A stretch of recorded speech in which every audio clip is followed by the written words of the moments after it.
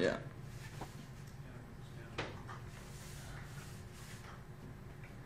Jaya Radha Madhava Punjabi Hari.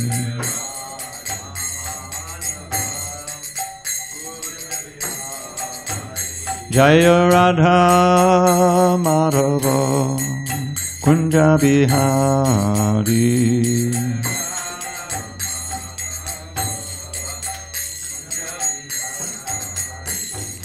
Gopi Jana Vallabha Girivaradhari.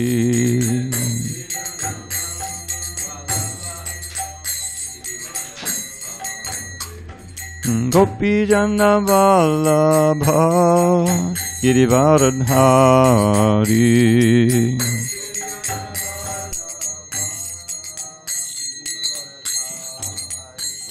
Yashodanandana Brajajana Ranjana. Yashodanandana Brajajana Ranjana.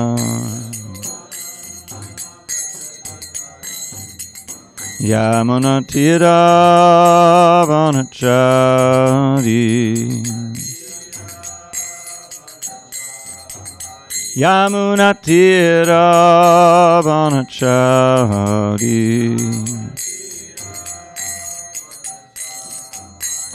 Jaya Radha Madhava Kunja Bihari.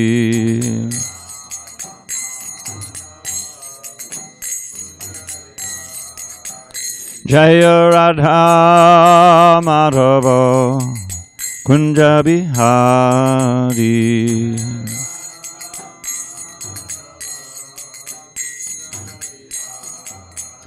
Jaya Radha Madhava Kunja Bihari.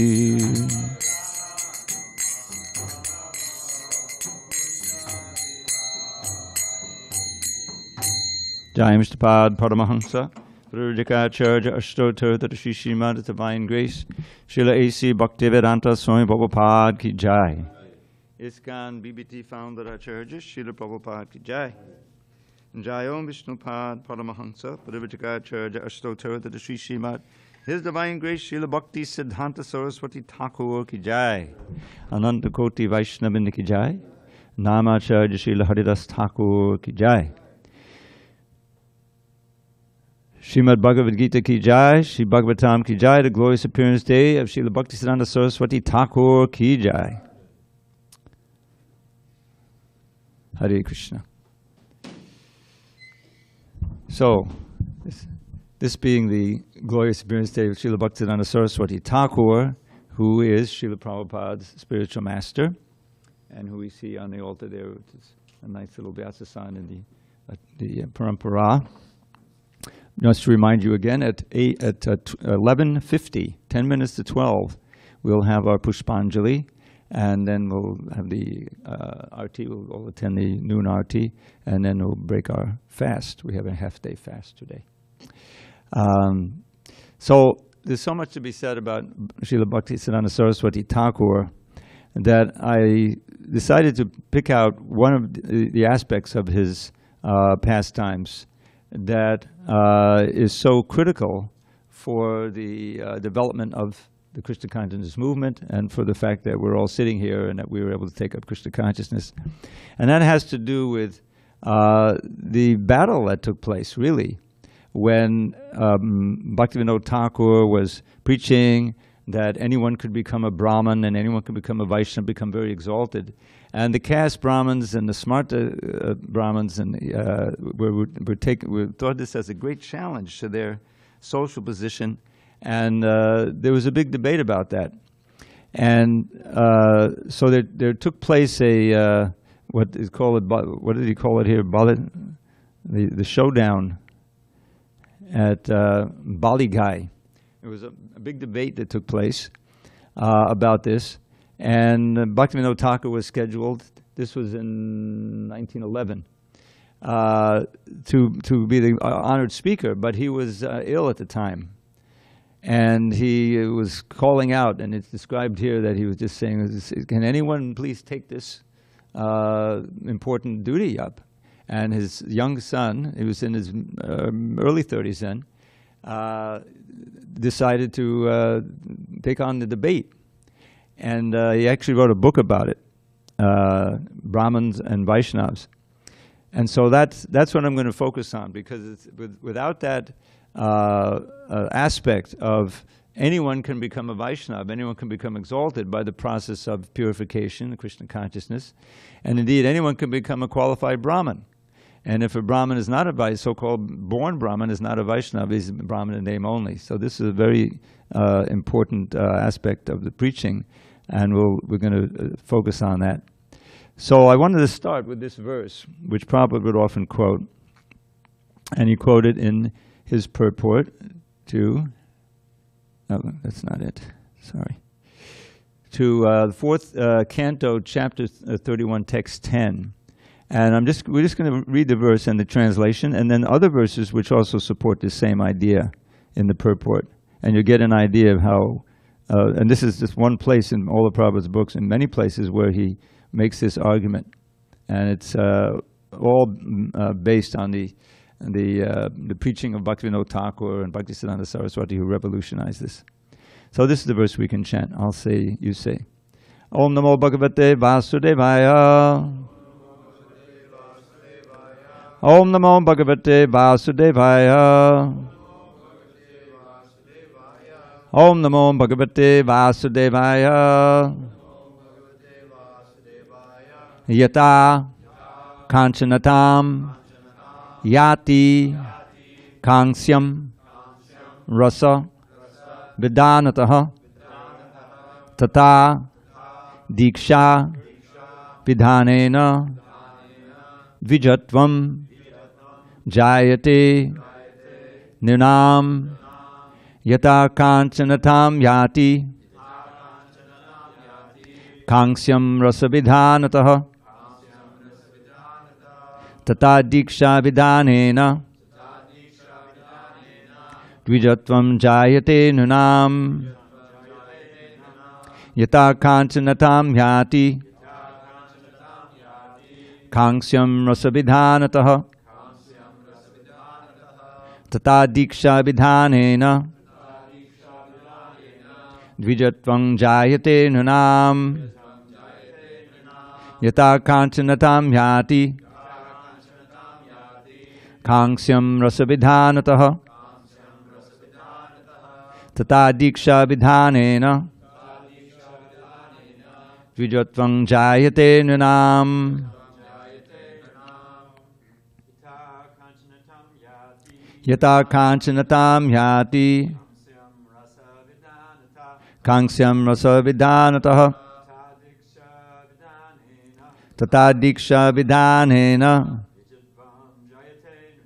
Dvijatvam Jayate Nunam Yata Kanchanatam Yati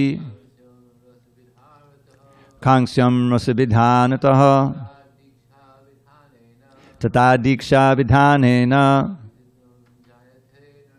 Dvijatvam Jayate Nunam Yata Kanchanatam Yati Kangsyam Rasa Vidhanataha Rasa.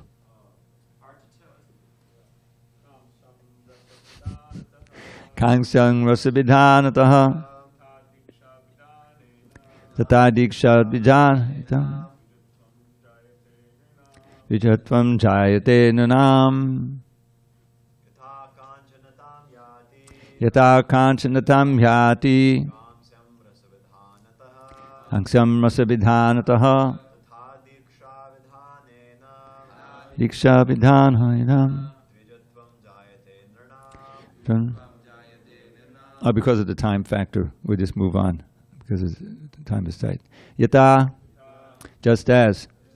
Kanchanatam, bell metal. Yati, becomes. Kangsyam, I'm sorry. Kanchanatam is gold, and Kangsyam is bell metal. Kamsyam, bell metal. Rasa is a mercury. Vidhanataha, by application. Tata, similarly. Diksha, by initiation. Vidhanena, the process of. Dvijatvam, a twice-born Brahman. Jayate, becomes Nirnam, anybody. As translation, as bell metal, when mixed with mercury, is transformed to gold, so a person, even though not golden pure, can be transformed into a Brahman or Dvija simply by the initiation process. And this is Hari Bhakti Vilas 212.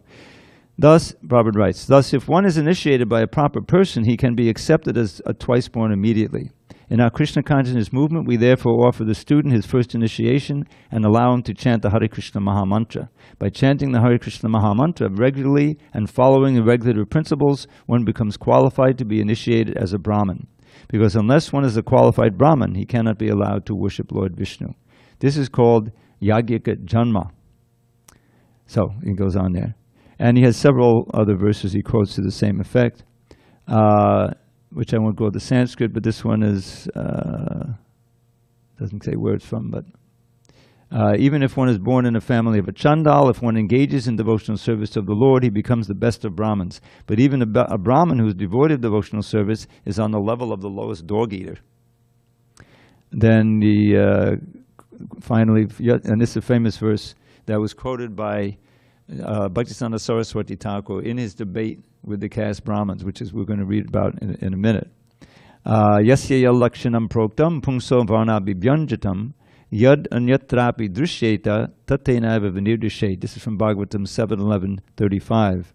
It's not a fact that because one is born in a Brahmin family, he's automatically a Brahmin. He has a better chance to become a Brahmin, but unless he meets all the Brahminical qualifications, he can't be accepted as such. On the other hand, if the Brahminical qualifications are found in the person of a Shudra, he should immediately be accepted as a Brahmin. Okay, so these are the kind of verses that Bhaktisiddhanta quoted from Shastra in his debate with these caste Brahmins, which was a very historic event, which we're going to read about right now. So, let me just, okay. Get the type a little bigger. So the background of this is that Bhaktivinoda Thakura, who was revived real Gaudiya Vaisnavism in the latter part of the 19th century with great effort, because of the rise of what was called upper sampradayas, or so-called followers of Lord Chaitanya, who were really what Prabhupada taught us the name of sahajiyas, means that they weren't ready to follow the strict principles of the Shastra, but they were attracted to the rasa dance and the intimate activities of Radha and Krishna, which are at the highest point of devotional service and only should be even heard about when one is very purified. The Gaudiya Vaishnavas had become, people thought it was an excuse for degraded activity. And so, but Bhaktivinoda Thakura understood its real exalted nature. And he was a very great scholar, at the same time a very responsible magistrate. Many of you know. And but even despite his family obligations, he had 10 children, and his work obligations, he was a magistrate in the British Raj. He wrote constantly and wrote many books, and he was able to revive Krishna consciousness, Gaudiya Vaishnavism, from its position. It began to be respected. But he realized there was so much more work to be done, and he prayed to Krishna for a ray of Vishnu, for someone to come who could help him. And so when Bhaktisiddhanta Saraswati was born on February 6, 1874 in Puri, Jagannatha Puri was born, the astrologers came and they said, oh, this is very auspicious, he has all the good qualities. And there's this wonderful pastime during the Rath Yatra. It came right before his house. It would come before his house that he had on the main road there. And it stopped. You know, sometimes the carts can't be pulled. There's something happens. 3 days they couldn't move the carts. So during that time, Bhaktisiddhanta had just been born. He was like less than a month old, I think. So Bhaktivinoda Thakura told his wife to take it and place it at the feet of Jagannath, to get blessings. So here's this few months old child, and he reaches out for the lotus feet of Jagannath, and his big garland falls down, not on him, but around him and circles him. And Bhaktivinoda Thakura and a lot of others saw this as an indication that he was the son who he had prayed for to be a powerfully carry on the mission of spreading Krishna consciousness according to Lord Chaitanya and reviving it in India. So there's so many stories that could be told. Prabhupada told us. As a child, he grew up, he was unbelievably brilliant. Whatever he read, he never forgot. He never forgot. And years later, he would remember verbatim what he had read at any time. So a vast intellect. And his father, seeing that, right away, he spent special attention at training him in Gaudiya Vaisnavism. At the age of, 4 or 5, he had already memorized the whole Bhagavad-gita and could explain the verses. He didn't just know the Sanskrit. He could explain the verses. Amazing. And then one time, as a little child, some mangoes were brought, and he came and he ate one, and his father scolded him. It hasn't been offered yet to the deity. It's not prasadam. So little Bhaktisiddhanta, Bimala Prasad, his name was. He said, I'm a great offender. Never again in this life shall I eat a mango. Little child and he never ate a mango. Even in later life, when they offered a mango, he said, no, I cannot take, I'm a great offender. This is his incredible strength of character and determination was just shown by these kind of things. So as time went on, when he of course took initiation from Gaura Das Babaji. That's the whole story in and of itself.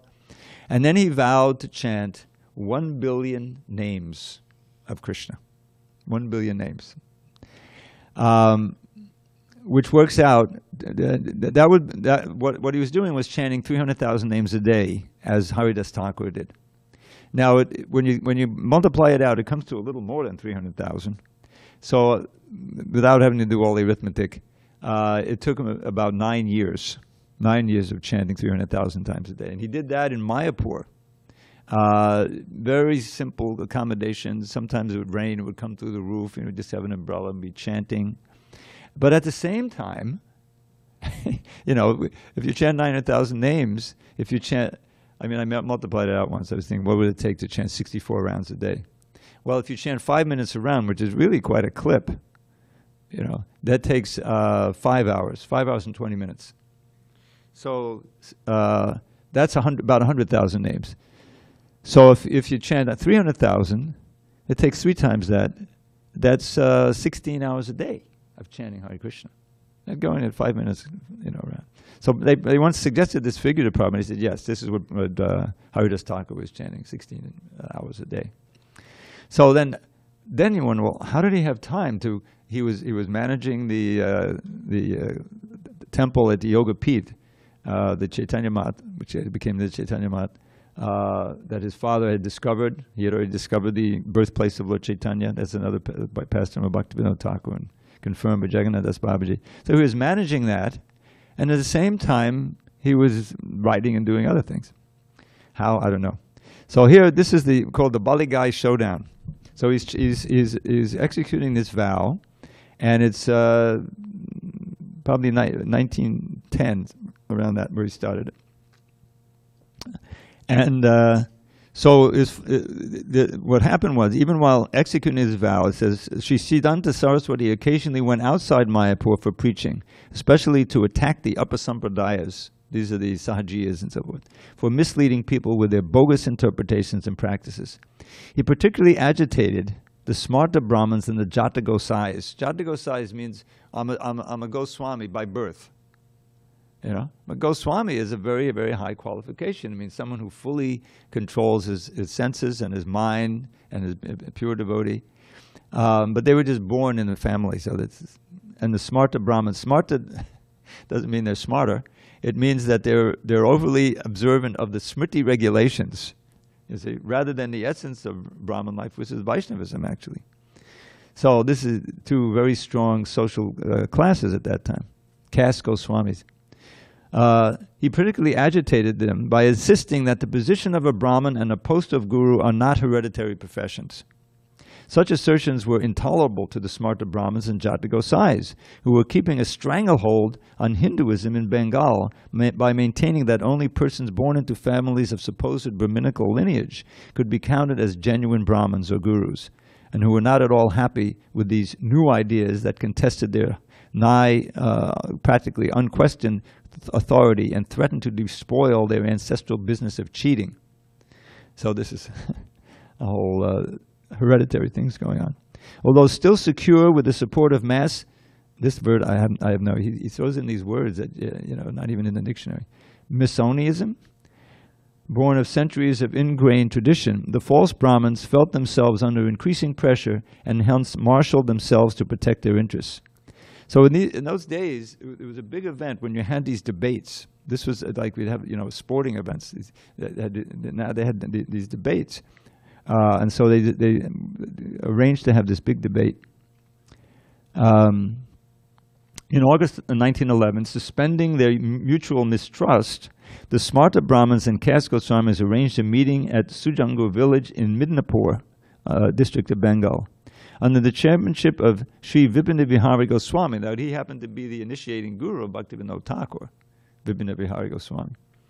They declared their anti-devotional manifesto, soon thereafter published as Purva Paksha Nirasane, a refutation of the opposing argument. And here was their argument. So this was these points, which you'll say, really, were thrown down as a gauntlet. Chaitanya Mahaprabhu presented Raghunath Das Goswami, unless born in a Brahmin family, a Vaishnava is disqualified from worshipping a Salagram Shila and conferring initiation. By accepting disciples, Narottam Das Thakur and Shyamananda Prabhu had thus contravened the Shastra. That's the first point. Chaitanya Mahaprabhu presented Raghunath Das Goswami with the Govardhan Shila because, as a Shudra, Raghunath was disqualified from Shalagram Shila worship. You see how offensive that is? Right. What is the logic of that? Did Chaitanya Mahaprabhu give him and therefore he could worship? No, the point is he gave him a Govardhan Shila, which not a Shalagram Shila. Yeah. And this explained in the next point. Worship of Govardhan Shila has no shastric basis, and hence is merely conventional or sentimental. Doesn't that, even like 120 years later, this gets your ire up just to hear this. So all of these became the point of debate. Only those injunctions of Hari Bhakti Vilas that do not contradict traditional smritis are to be followed. In other words, there's a lot in the Hari Bhakti Vilas, that book of Vaisnava. Sanatana Goswami. Yeah. In other words, we have to pick and choose, As intended, this broadside against Hari Bhakti Vilas and the conclusions of hallowed acharyas caused much disturbance and doubt, particularly in the minds of the many Vaishnavas in the locality of the convention, whose guru's teachings were the targeted Purva Paksha argument. Yet the gauntlet that had been thrown down was not merely a local matter, its reverberations resounded throughout the Vaishnava community of Bengal and Orissa.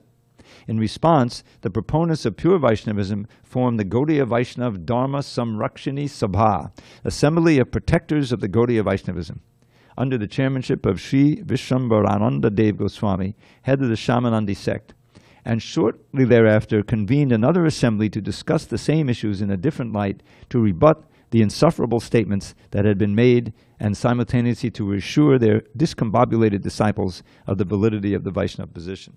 So you see, this is a big deal. And a big samala, or a big meeting was scheduled.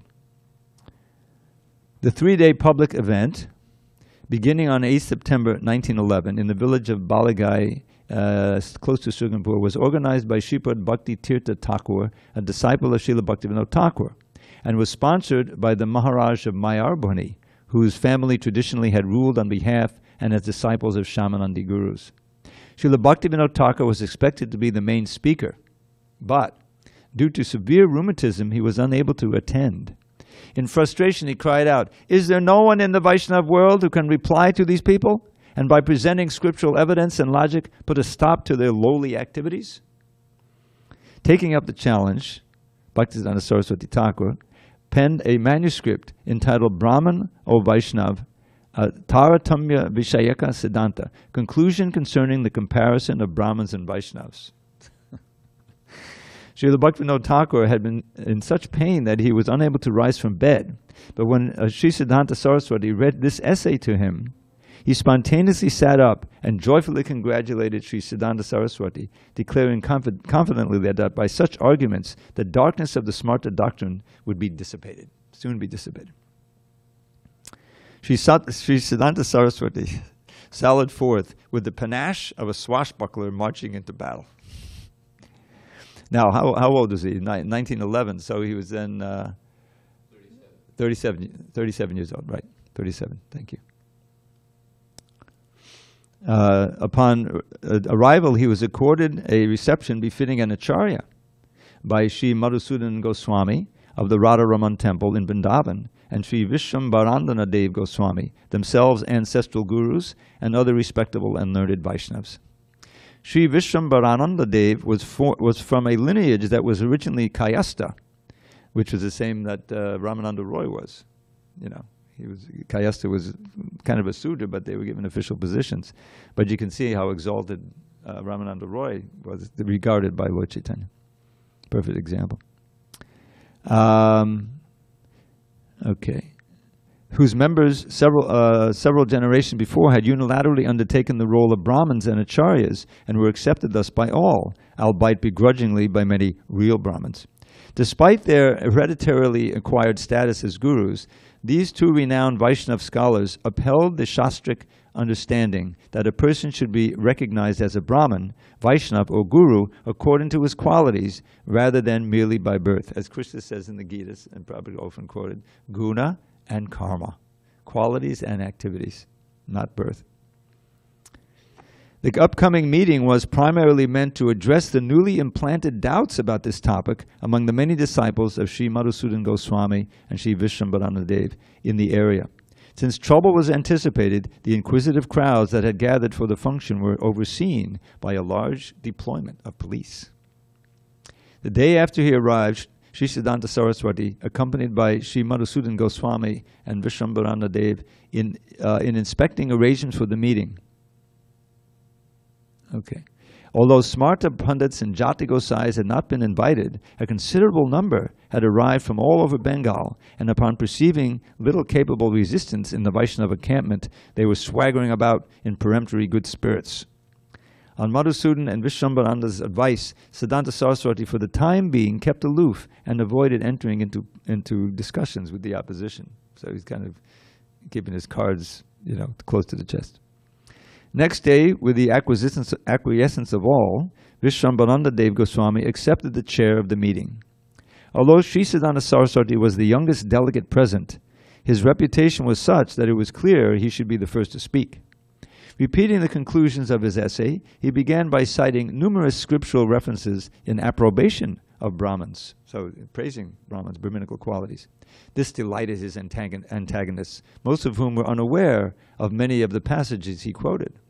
But their glee turned to wrath when Sri Siddhanta Saraswati shifted tack to compellingly refute the Smarta position with his unerring logic and mastery of scriptural lore, presenting overwhelming evidence for ascertaining who is actually a Brahmin or Vaishnava, and asserting that only a Vaishnava is a true Brahmin,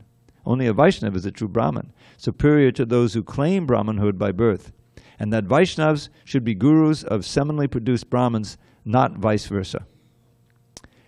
Vaishnavas should be gurus of the seminally produced Brahmins, becoming perhaps the first ever to challenge the Brahmins to prove the purity of their descent, on which they claim superiority. Sri Siddhanta Saraswati gave compelling reasons to suggest that their bloodlines could not be wholly unsullied. The obstreperous Brahmins responded with an uproar, squawking and gesticulating, but were requested by Madhusudan Goswami to keep the peace and for now just listen, being promised an opportunity to reply. Subsequent speakers cited profusely from scripture to verify Sri Siddhanta Saraswati's points, particularly emphasizing that Chaitanya Mahaprabhu had defied caste rigidity by accepting devotees on their spiritual merit, not by birth. It was he who had recognized Muslim-born Haridas Thakur as the Acharya of the holy name. he who had inducted the apparent Shudra, Ramananda Roy, to ostensibly teach him, Lord Chaitanya, about Krishna. And it was he who had made the rejected Brahmins, Rupa and Sanatan, doyens of the Gaudiyas for all time. Doyens means leaders. Yet in the name of Chaitanya Mahaprabhu, the so-called Goswamis were claiming ascendancy on the basis of birth. At the conclusion of the first day and on the second, the uninvited Smarta constituency was allowed to speak. The meeting climaxed with a 2-hour allocution by Sri Siddhanta Saraswati, I guess that's a speech, of Sri Siddhanta Saraswati, which recapitulated the genuine Vaishnava position and left the rivals with nothing further to say. As the Smartas and Jata Gosais slinked away, Vishwambhananda Dev Goswami affirmed Sri Siddhanta Saraswati as the champion of the meeting, a conclusion echoed by thousands of cheering mouths.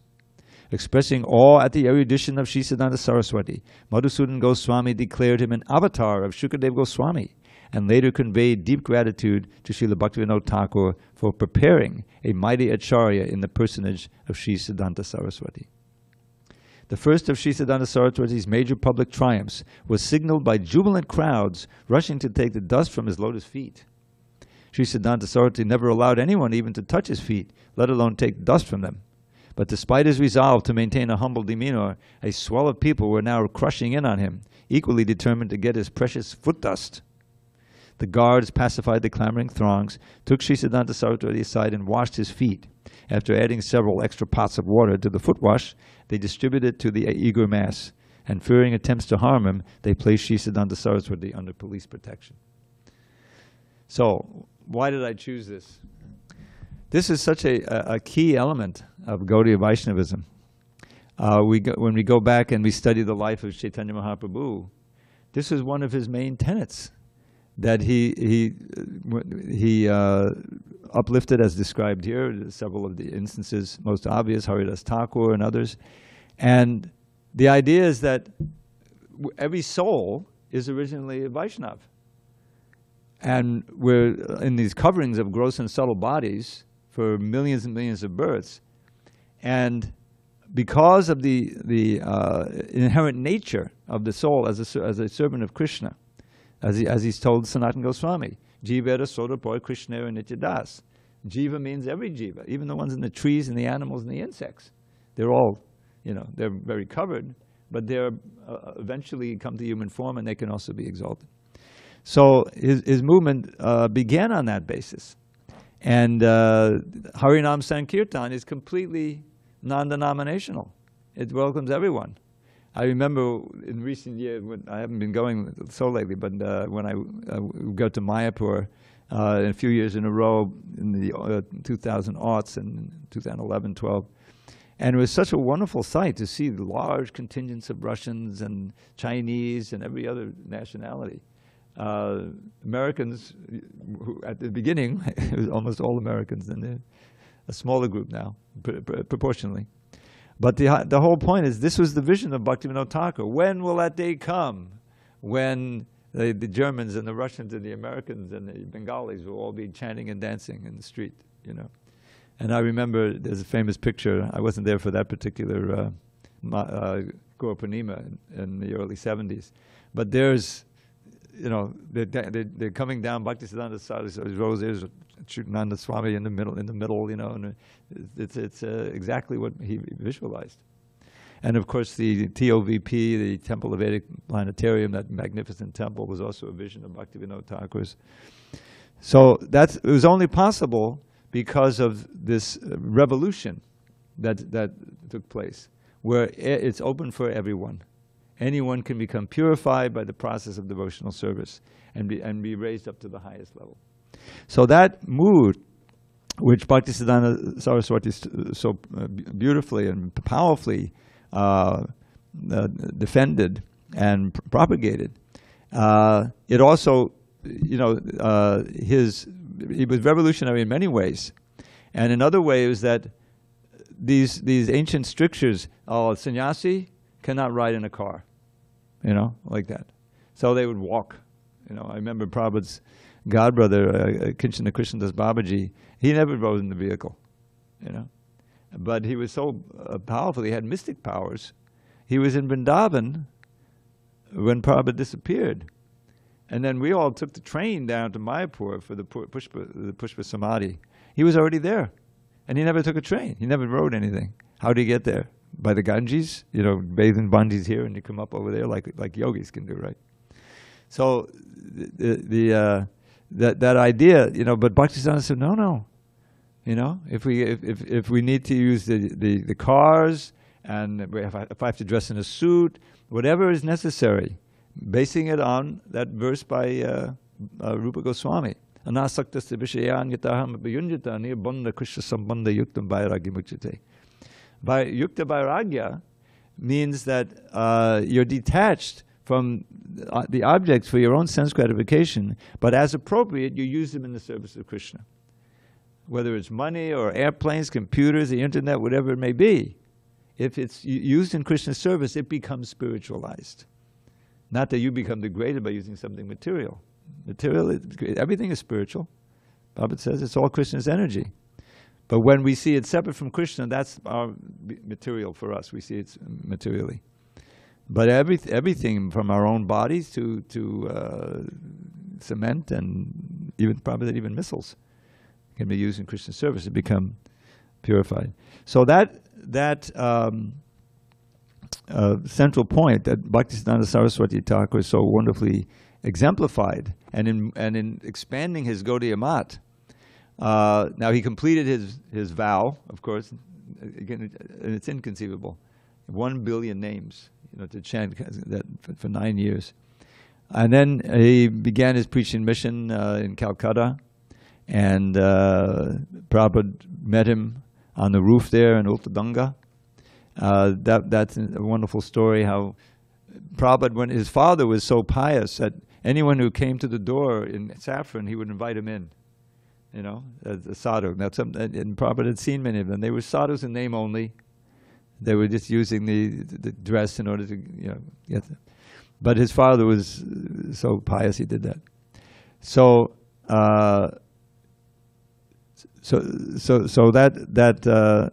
therefore, when Bhaktisiddhanta Sarasvati Thakura began his mission, and he was beginning to preach, his friend Narendra Mullik, I think it was, invited him to come see this sadhu, and Prabhupada was reluctant.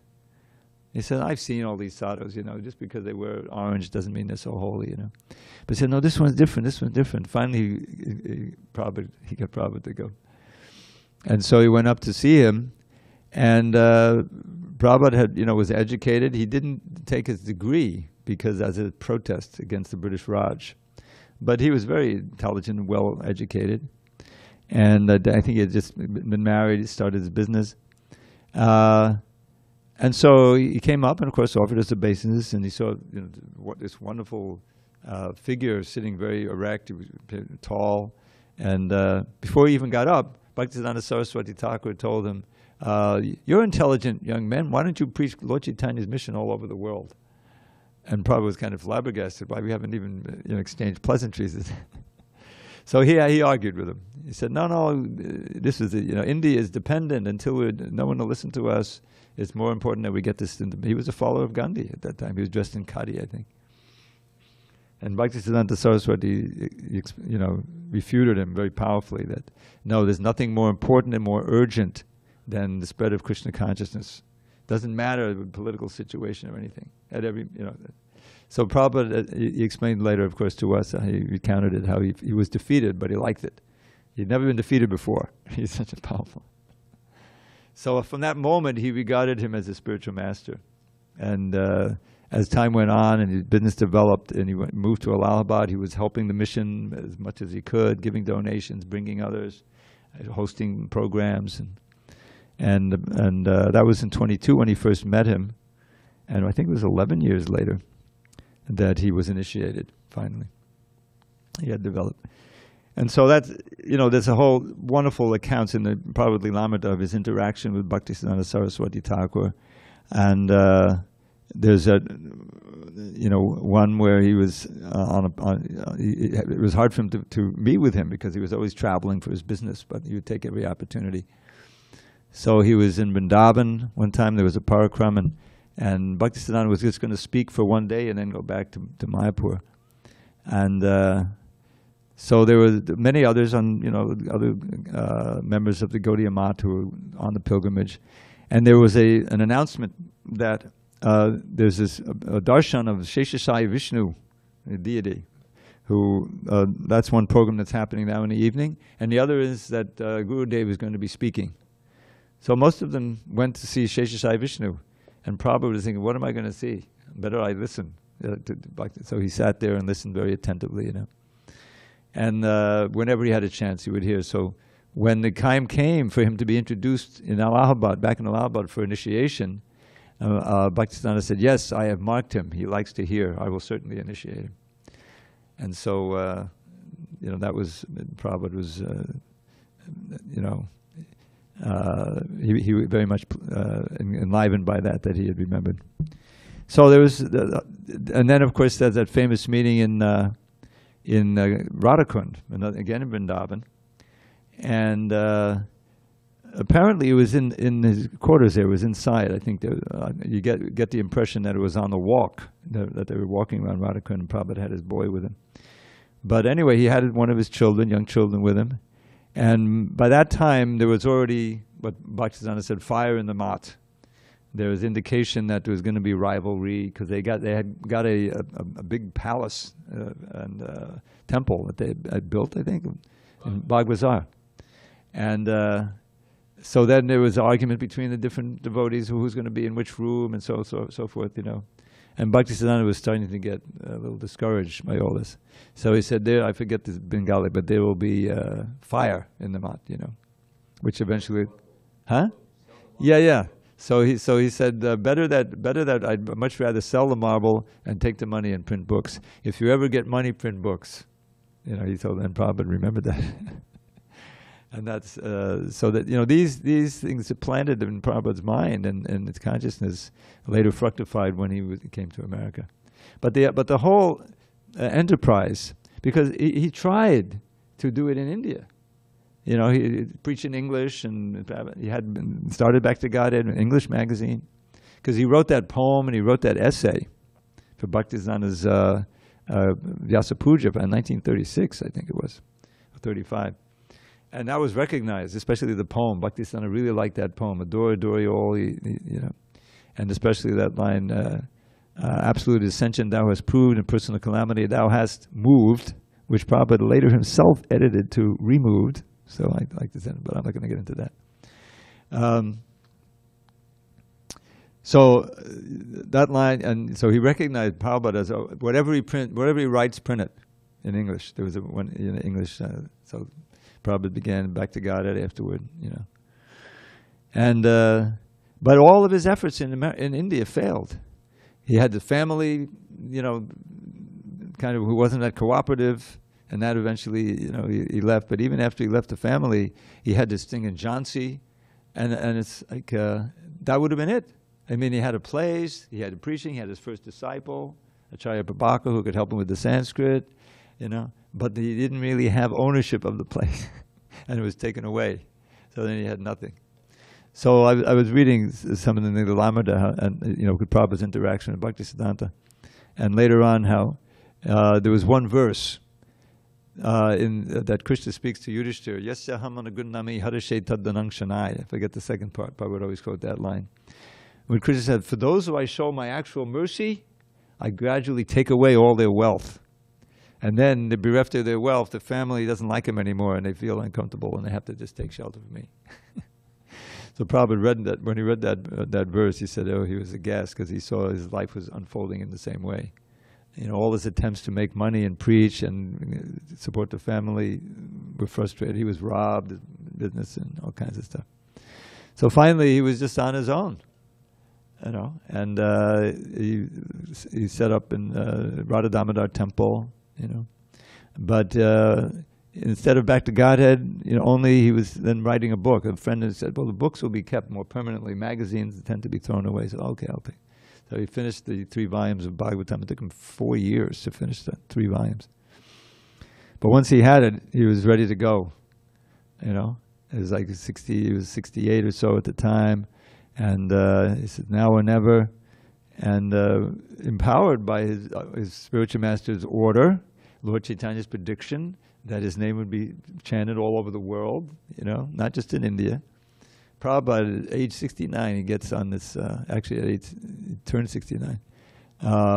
He gets on the boat to Jaladuta. No money and really no support, no people, just the support of Krishna and his spiritual master. And that inspired him to come. And even though, he was there in the middle of Manhattan eventually, and very little support, living in the Bowery, which I know because I grew up in New York, it's a place where all the homeless came. Now we have them in every city. If you became homeless in Detroit, you would go to the Bowery in New York. So that was not the best place, but he was determined, empowered, chanting Hare Krishna, and distributing prasadam and preaching, and we know the history. So it all, you can see the line how he Bhaktisiddhanta, and he remarked at him, that he will one day do everything, and even on the ship, he was encouraging me, and then he was telling to take sannyas in dreams, and then Prabhupada was horrified at that point, but finally he saw that he needed to do, and the God brother encouraged him, Keshava Maharaj. So we can trace so much, all of Srila Prabhupada's wonderful preaching, heroism, courage, facing down several times threats to his life and the dangers, but completely determined and protected by Krishna at every moment, and inspired by his spiritual master, Bhaktisiddhanta Sarasvati Thakura. So this magnificent biography, of course, it's available now. I'm looking at a PDF version. It's freely available. Everyone can read this and just learn so much. And it's well done. Except I wish he had consulted me to throw in all these words. He specifically threw in these words because if you read Bhaktisiddhanta's writing, you also come across some words and wording that's difficult to. But have a dictionary at hand if you're going to read through. There is a glossary, and I think he provides, but the term. But it's wonderful. It's just, and those who were here when he was writing it was years, right? Mahatattva Prabhu and then Bhaktivedanta Swami, he would have it. And did he read through it too? Or else he helped him in proofreading? I don't know. He just had it, yeah. So it's quite an opus, a wonderful thing, and it's great that he's made it available to everyone. So, any other stories? Maharaj. Hare Krishna. I was just thinking of the two sides of Srila. Of course, there's multiple sides, like a jewel has so many facets.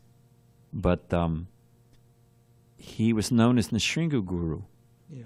And because he was just like a lion, and he would sometimes cross the street and physically accost, verbally, just, why are you cheating people, and just defeat, And there was a criticism of Srila Bhaktivinoda Thakura, his father, and just like you were saying, people didn't watch television or the soaps or whatever it was, reality TV. It was debates. Yeah. And even in America, same time you had the Douglas and Lincoln debates. I mean, it was a big deal. People, they would fill stadiums. So the head of the Sanskrit department in Calcutta, University of Calcutta, which was the top Sanskrit scholars in the world. Oxford sent their Sanskrit scholars to the Calcutta University, like for a year, to polish up to come to the highest standard.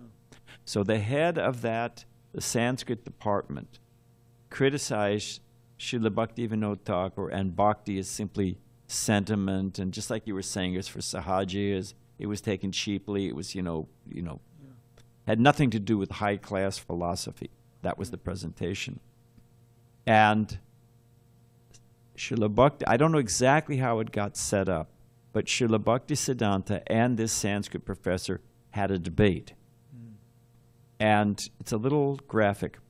And all the glitterati of Calcutta society because Calcutta was the second city of the British Empire, you know, next to London. So it was a big deal.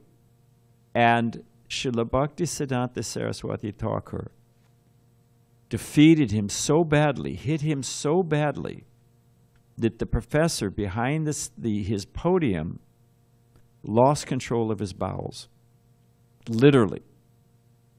Because he literally got the wind punched out of him. He saw his whole reputation, his whole ego, everything smashed by Srila Bhaktisiddhanta Sarasvati Thakura.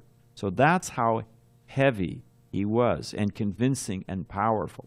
Yeah. Now, on the other side of the coin, he also used to go around the Chaitanya Mati out in Mayapur after the brahmacharis had all gone to sleep, and he would tuck in their mosquito nets. He would make sure they were covered with their blankets. Unbeknown to them, he would go through the ashram and make sure they were all comfortable, very careful. He used to carry sugar candies, you know, like those little whatever, lifesavers or whatever, you know, sugar lozenges in his pocket. And he used to give them to the children. Yeah. When they would come out, you know, they you know. So just like Nrisimha Swami, kids just love him, you know. Yeah. So he had that side of him too. And the last, I mean, there's so many things we could say, but he was so, the birth site of Chaitanya Mahaprabhu discovered by his father, Srila Bhaktivinoda Thakura, when later on it came time to purchase that land and build the replica of, you know, or to build the big Gaudiya Math temple there, the Chaitanya Math temple, the Muslims, farmers, because it belonged to them, donated the land. He was, you know, there's the rivalry, Hindu and Muslim and all that, but he was so well respected, and they were so affectionate to him. They donated, the Muslims donate the land for a Hindu temple. What are the odds of that? So he was a very, okay, one last thing just for fun. He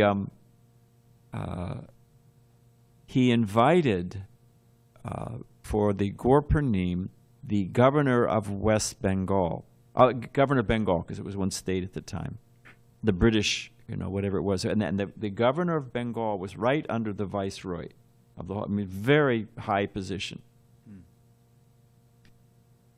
And he got so much criticism that you've invited this meat eater to Mahaprabhu's place, and he's just a mundane politician, and what, you know, and he got so much flack from these smarta Brahmins. Now, in those days, not many people were coming out to the Chaitanya Ma, I mean, out to Navadvip. They weren't coming because there was no good road. You know, you had to take basically an ox cart, you know. So how did you get, you know, they come out with a jeep bouncing all, not many people were coming. So after the governor came and he was respected, there's pictures of him, you know, with his pit helmet and the whole thing, the guy's out there. When he left, somebody asked him, well, what about all this criticism? He said, the governor was scratch. I wasn't, you know, that wasn't the point. But to get the governor out there, the British Army had to improve the road. He said, I wanted the road, not the governor. So that's how intelligent he was, you know, how intelligent and completely astute politically and completely diffident to the, you know, oh, we've always done it that way, all the smart. He was, you know, kind, gentle like a lion, and unbelievably clever. Yeah. He was invited by the king of a local Raj, you know, which is like a prince. So I forget what his little kingdom was. But he was invited to speak. And when he got there, the Raj was, you know, busy with this and busy with that, made him wait for 2 days. 2 days? For the 2, he fasted. He didn't eat anything for those 2 days, and then he got back on the train and left. And the Raj chased after him, you know, please forgive me, you know, just got on the train and off he went. So that was a... And one other thing, there was another, it'll come to me in a minute, and I'll be done before then, but there was a Raj, because, you know, India was a conglomerate of many, there wasn't one country. There were so many different, you know, Rajas and little kingdoms and this and that. So he was invited to tutor the children of this Raj, and he took on the job. He was a young man, you know, because he didn't take his, he said, if I graduate from college and take a degree, then they'll want me to get married. You know, so he'd give up the degree because he thought that no one will want to marry a guy who has no means of employment. So that was his ploy to avoid getting married. But he took this job tutoring the king's children. And the king was so impressed. He said, no, you know, you've got higher things to do with your life. And he released him from his contract and gave him a lifetime pension. Just, you do whatever you like. Of course, he didn't need the pension later on, but That's just great. gives you an idea of Yeah, that's great. what kind of Thank you. person. Prabhupada said, you got to cram your leg out a little bit. Prabhupada said, what he told me, I understood 10%. And of the 10% I understood, I've given you 5%. Hare Krishna. Hare Krishna.